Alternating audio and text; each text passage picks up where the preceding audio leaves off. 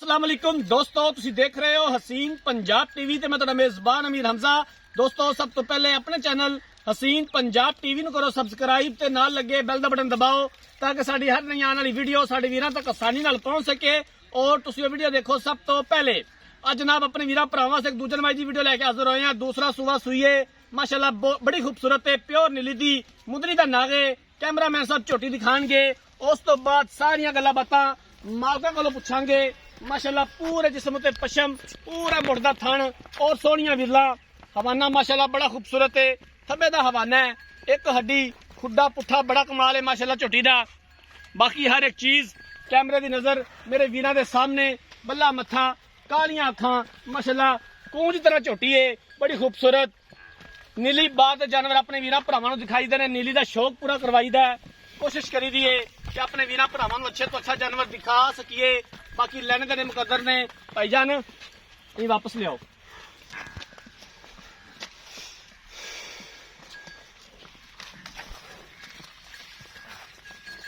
तसल्ली करवा दो कैमरामैन साहब, दिखाने दे विच कोई कमी बेशी ना रहे।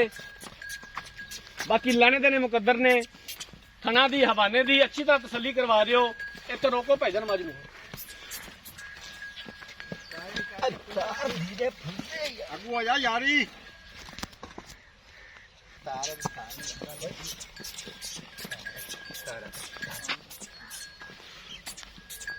आरफ वाला इस जानवर की लोकेशन है। आरफ वाले तो 10 तो 12 किलोमीटर के फासले ते ये झोटी खलोती है। पीछे कट्टी है जी, वापस लाओ जी झोटी।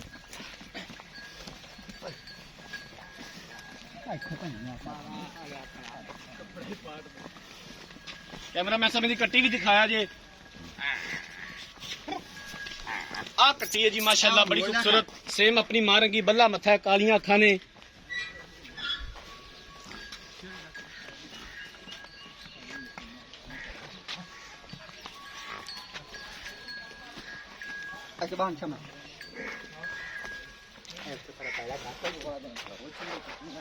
बांध दो जी, बांध दो।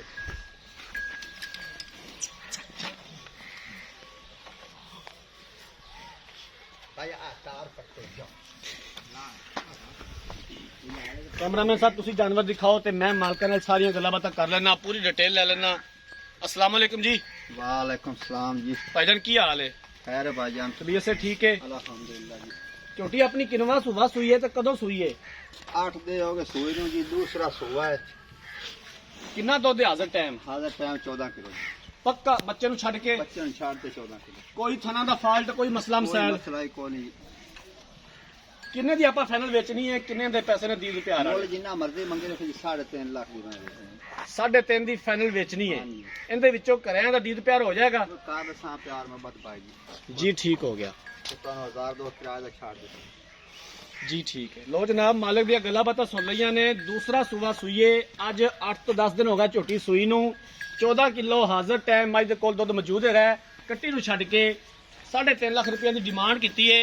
दीद प्यार हो जाएगा और असीं इंशाअल्लाह ताला करवावांगे जिथों तक हो सके। अगर किसी वीर भरा ने जानवर खरीदना है, राब्ता नंबर 0312 612 2054 0312 612 2054 इस नंबर पर व्हाट्सअप बनी है। अगर साड़ी अज वाली वीडियो पसंद आए, वीडियो लाइक तो शेयर जरूर करना है। जिंदगी रही तो मिलांगे एक नई वीडियो के नाल। अपने मेजबान अमीर हमजा ने दो इजाजत। अल्लाह हाफिज।